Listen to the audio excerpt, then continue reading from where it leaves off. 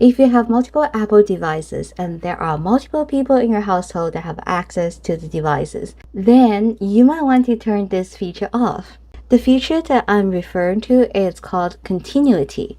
So what happens is if you are, let's say, browsing something on your phone, then there's the ability to pick up what you're browsing right on your iPad. I'm going to show you what it looks like. Right now, we are seeing this. I want you to pay attention to the corner right here. This is my phone. If, let's say that I open out Chrome, and it's loading to Google, notice that this icon changed to Safari.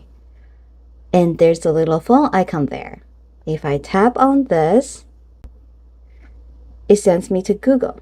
Now I have a different page open up on my phone.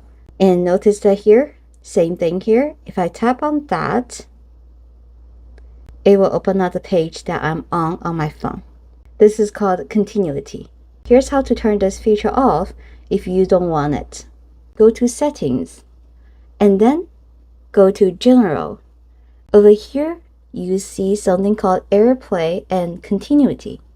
Tap that, then make sure that the handoff is gray. Tap that, then click Don't Allow Handoff, only if you're okay with this little warning here. And now, let's go back here. I'm going to open up Chrome again.